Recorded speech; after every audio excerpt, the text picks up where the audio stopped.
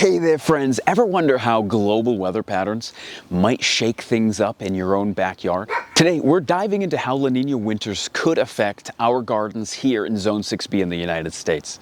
First off, if you're gardening in Zone 6B, places like Pennsylvania, Ohio, parts of New York and Massachusetts, you know we're no strangers to chilly winters, but this year La Niña might mix things up more than usual. But what is a La Niña? What's it all about? According to the National Oceanic and Atmospheric Administration, La Niña is a climate pattern characterized by cooler than average sea surface temperatures in the central and eastern Pacific Ocean.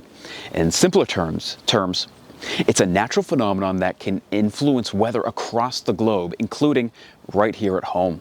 The National Weather Service tells us that La Niña winters often bring colder and snowier conditions to the northern U.S. That means we might see more snowfall and lower temperatures than what we're used to here in 6B. Now, in 2024, we may or may not even see a La Niña, but this is true for if it's 2026, 2027, it doesn't matter. If it's going to be a La Niña, this is going to be helpful. Now, you might be thinking, what does this mean for my garden? And that's a great question. It's a question that I had. Let's break it down. Colder temperatures. Colder temperatures can put an extra stress on plants that are borderline hardy in our zone. Perennials that usually make it through might struggle this year. The University of Missouri Extension recommends adding a layer of mulch to help protect the root systems from the extreme cold and temperature swings and increased snowfall. Next, let's talk snow. More of it isn't all bad news. The U.S. Department of Agriculture notes that consistent snow cover acts like an insulating blanket, shielding the plants from harsh winds and freezing temperatures. But heavy snow can also cause problems with branches. Branches might break under the weight. To prevent this, gently brush off excessive snow from shrubs and small trees after each storm. Excess moisture. Finally, all that snow has to go somewhere, and when it melts, excessive moisture can lead to soggy soil, which is not great for most plants. Experts from Cornell Cooperative Extension emphasize the importance of good drainage soil to prevent root rot in early spring. Preparation steps. So what can we do to prepare? Here's some easy steps that you can follow. Step 1, apply a thick layer of mulch, like compost. Applying a thick layer of mulch, about 2 to 4 inches, can keep those roots cozy. There are several types of mulches that you can consider. Each have its own benefits. Let's explore these in more depth. Fallen leaves.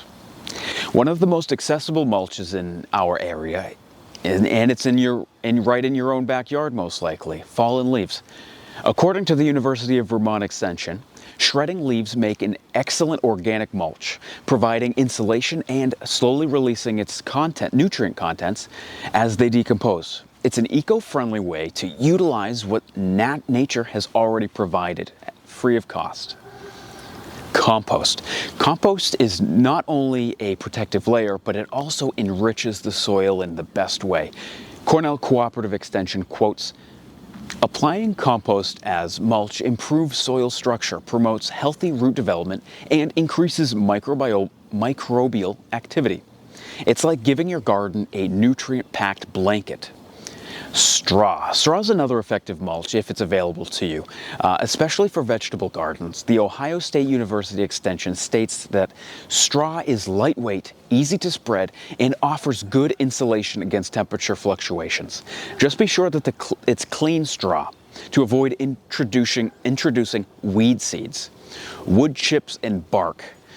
For perennial beds and around trees, wood chips or bark are excellent choices. The University of Massachusetts Amherst Extension mentions wood-based mulches are long-lasting and excellent for moisture retention and weed suppression.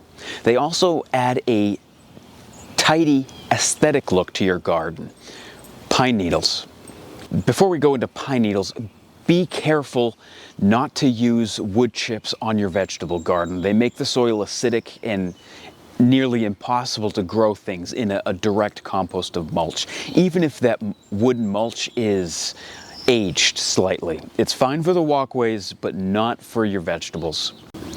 If you have acid-loving plants like blueberries or azaleas, pine needles can be an ideal mulch. The Northern Carolina State University Extension says pine needles are lightweight, allow for good water infiltration and gradually acidify the soil as they break down. Here's the tips for effective mulching. Excuse my squinting. Apply mulch to a depth of about 2 to 4 inches. Too much mulch can lead to excessive moisture and root issues. Avoid the crown. Keep mulching a few inches away from the stem or trunk of established plants. This will prevent rot and pest problems at the base. Refresh as needed. Organic mulch breaks down over time. Check your mulch layer periodically and replenish it to maintain effectiveness.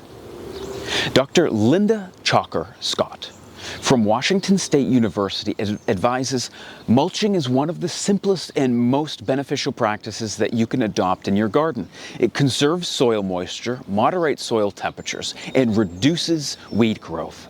By selecting the right mulch and applying it correctly, you're giving your plants an extra layer of protection against the challenges of El Niño winter. That was a long step. And here's step 2. The steps are going to get a little bit less intensive now. Wrap sensitive shrubs. Wrap sensitive shrubs with a burlap to protect them from biting winds. This helps reduce moisture loss and prevents windburn on delicate branches. The third step is to prune dead or weak branches. Prune dead or weak branches now to reduce the risk of snow damage. Removing these branches lessens the chance that they'll break under heavy snow, which can harm the plant and your property. Step 4, assess your garden's drainage. Assess your garden's drainage and make sure that improvements, if necessary, are made, like creating raised beds or amending the soil with organic matter. Good drainage prevents waterlogged soil and rot once the snow melts in the spring. Okay, step 5, use quick row covers and tunnels. Another effective way to protect your plant beds during La Niña winter is by using quick row covers and tunnels. Row covers and tunnels are simple structures that can make a big difference. According to the University of Maine Cooperative Extension, these covers can moderate temperature extremes, protect from wind damage, and create a microclimate around your plants. The North Carolina State University Extension notes that row covers can raise the temperature around your plants by 2 to 4 degrees Fahrenheit, which can be critical during unexpected cold snaps. Some say for every layer of plastic gives you or moves you 500 miles closer to the equator. Okay, how do you install them? Use flexible materials like PVC pipes or metal rods to create hoops over your plant beds. Cover material. Drape fabric like spun bonded polyester or polyethylene plastic over your hoops. This material is lightweight and allows light and moisture to reach your plants. Secure the edges. Anchor the edges with soil, rocks, or landscaping staples to prevent the winds from catching the cover. Dr. Kate Garland from the University of Maine says low tunnels are an affordable and effective way to protect your crops from early frost and extend the harvest. Just a reminder, while plastic covers are great for retaining heat, you'll need to ventilate them on sunny days to prevent overheating. This is especially true in the spring and early fall. Opening the ends of the sides of the tunnels can help a great deal to moderate the temperatures inside, regulate them inside. Don't forget to check the hardiness of your plants. Some might need extra care, while others are built to handle whatever winter dishes out. So there you have it. La Niña winter might bring some challenges, but with a little preparation from mulching and using row covers to wrapping shrubs and ensuring good drainage, your garden can come through stronger than ever.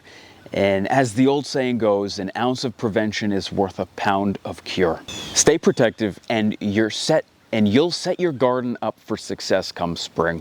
Thanks for joining me today. If you found this helpful, consider getting out there and laying down compost, and give a thumbs up to this video and hit the subscribe button. It's completely free and you'll get more gardening insights. Stay warm this fall and happy gardening.